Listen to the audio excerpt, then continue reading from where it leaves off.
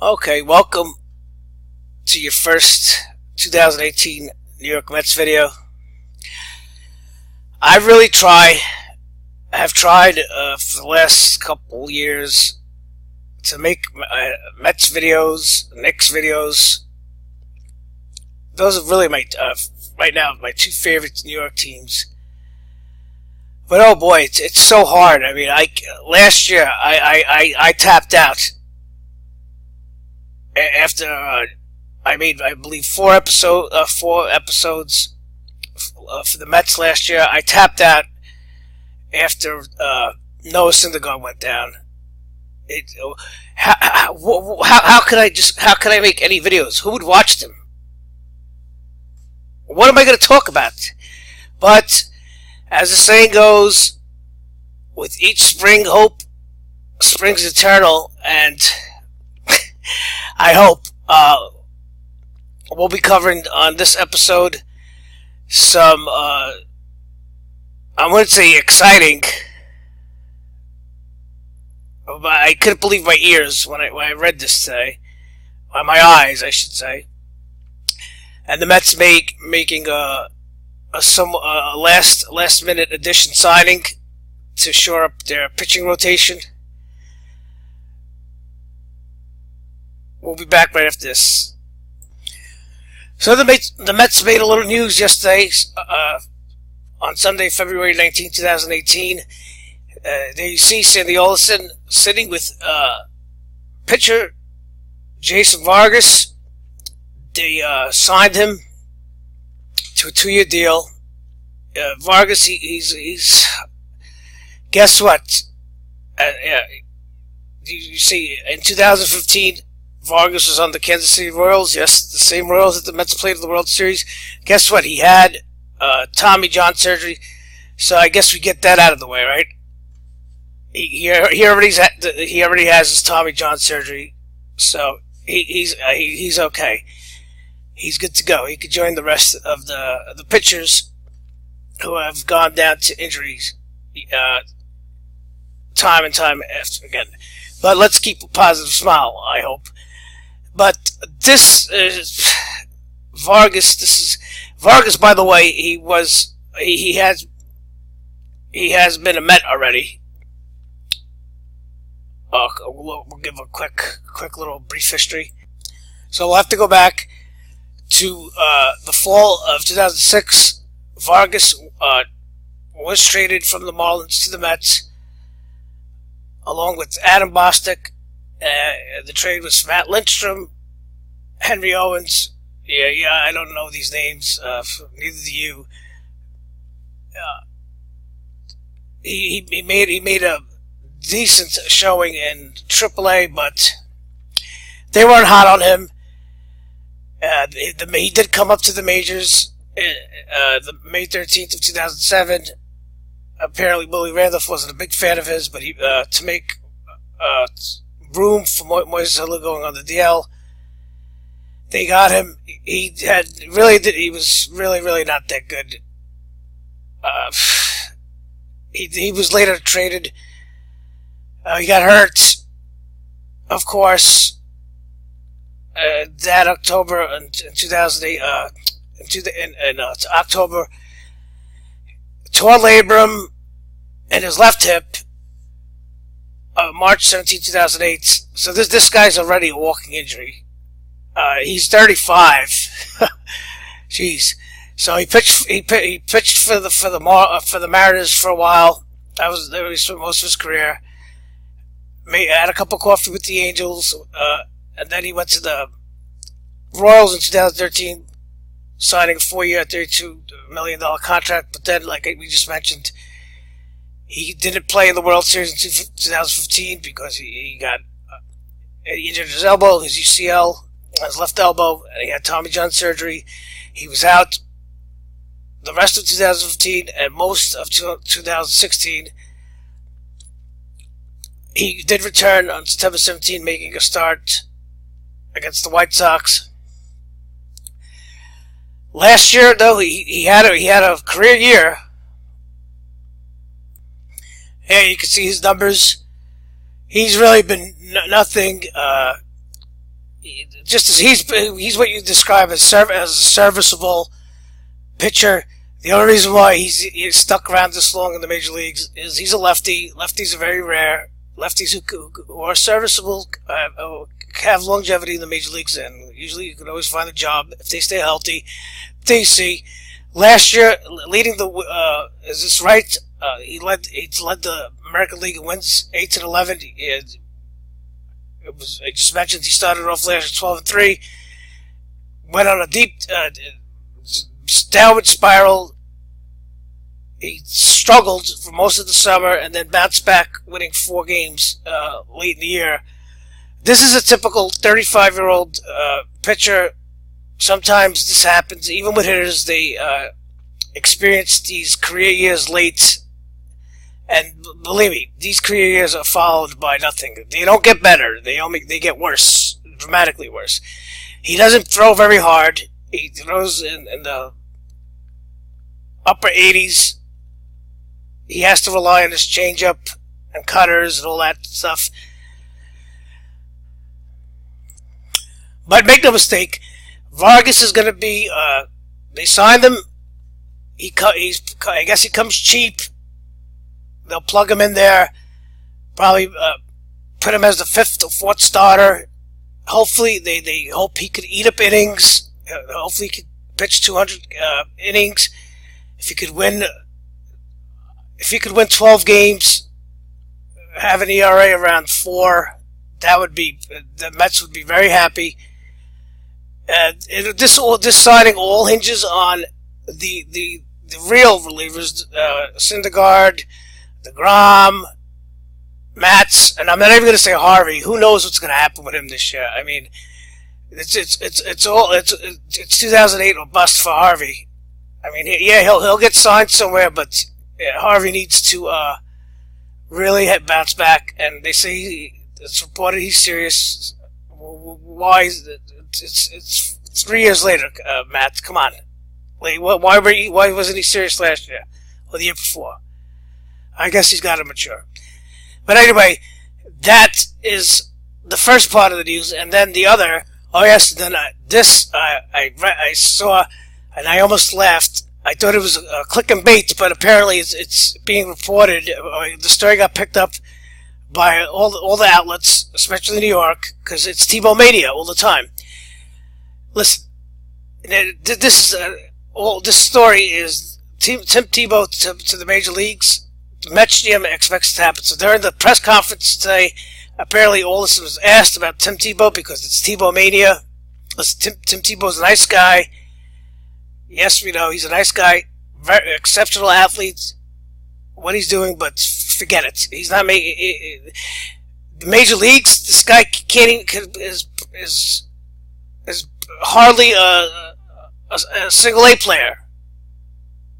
This guy, everybody got happy last year because he was hitting a couple of home runs in single A. He's 29. He's a pro athlete.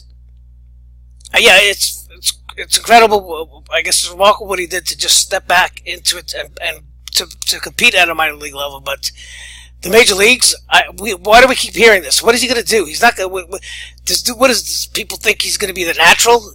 He's going to debut for the Mets and start hitting 35 home runs, 25 home runs, whatever. No, this guy can't even hit in the minor leagues. And it's low A ball.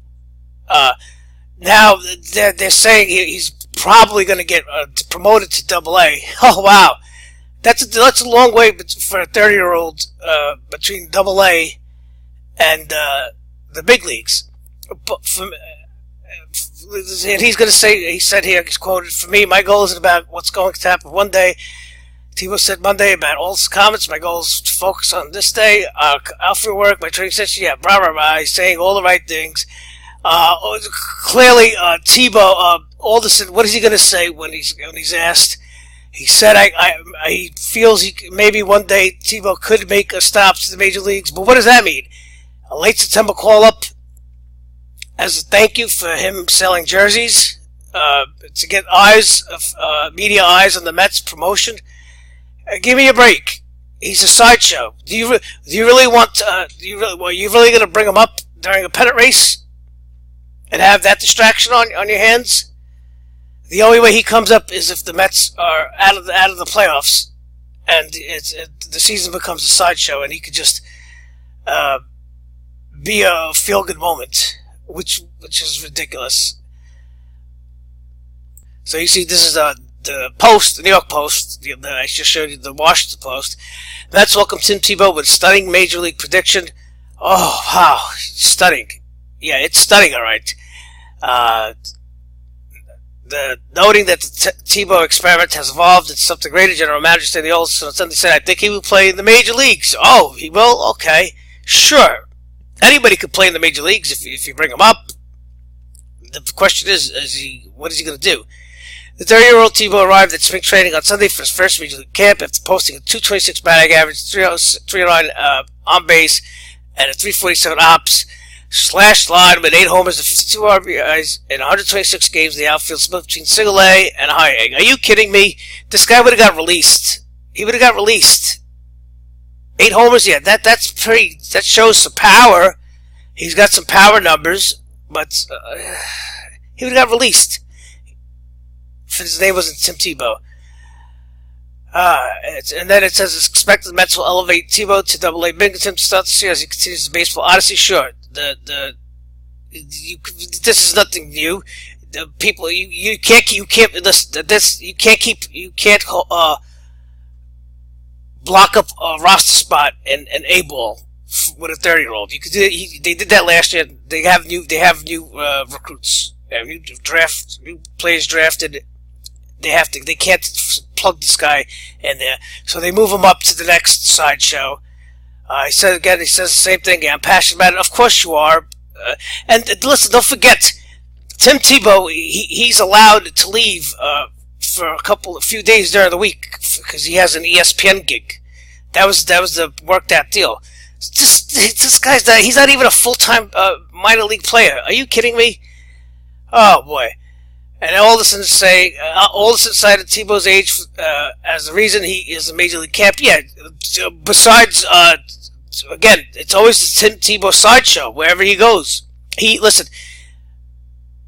Some of you Met fans, girls, might say, "Oh, you're a hater, Frank. You're a hater." No, I'm not a hater. It's just reality.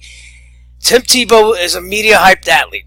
Okay, he pulled some tricks out of his bag, and when he quarterbacked Denver into that playoff game, then we know the Jets signed him and just to sell jerseys. That set the franchise back.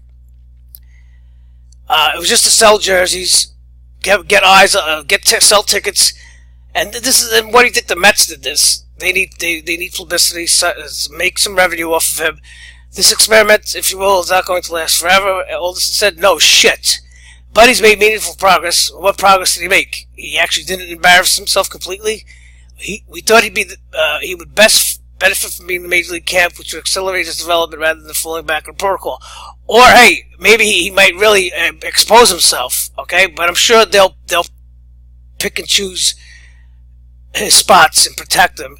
I think he's going to be a great addition over the next 6 weeks. Oh yeah, I'm sure. Some of the players are probably thrilled to have him, but wait until maybe they are. It takes all the attention away from the real issues. Tim Tebow could be the lightning rod, the media lightning rod. New manager, it'll take some pressure off for him. There's agendas here, and Tebow serves them either willingly or unwillingly. His missionary work, yeah, we know about that. But what does that have to do with his pro athlete? What a great guy he is. That's not supposed to be a spectacular thing. Everybody should be a great guy. He's great for the team. He's great for baseball. He was phenomenal for minor league baseball last year. He's a sideshow. The notion that he should have been excluded from the game because he's not coming through the traditional source, I think is crazy. This is entertainment too, and he quietly entertains us. There you go. He basically told you, hey, this is a showbiz move. He benefits the Mets because of how he conducts himself. He's a tremendous. How does he conduct himself? What, he doesn't get DUIs? I don't understand. When he doesn't get suspended and arrested for domestic violence? Jeez. We're going to evaluate Tebow just like as we would anybody else. Tim Tebow's here because he could potentially help us at the major league level at some point. He wouldn't be here otherwise. Yeah, he could help you sell some tickets at the major league level at Citi Field and lots of jerseys. Okay? For a guy who never played fantasy football, I gave more advice than probably anyone else. Tebow said it was fun because although it was my first year in baseball, I had a lot of experience in sports and pressure and a lot of eyes. Yes, he's a veteran of pro sports. He knows how to handle the media. He knows how to say the right things. He knows how to keep in shape. But come on, this is garbage. Last year, they kept showing every time he hit a home run. They would show it on ESPN during the Mets games. It felt like I was transported back to 1985, following the Bo Jackson story. When every time Bo would get a hit or hit a home run for the minor leagues and for Kansas City, they would show it on TV. Let's not compare Bo Jackson to Tim Tebow in football and baseball, but Bo Jackson's probably one of the greatest athletes ever. Okay, that's gonna wrap it up. Listen, I hope the Mets can do well this year, better. I would like nothing more than to make some exciting videos and not make it rants and raves. Terry Collins is gone. That'll be a good thing. Let's hope the new manager, Mikey, let's hope he's competent and he holds up under the pressure of the bright lights. Okay, thank you, like and subscribe, and I will see you soon.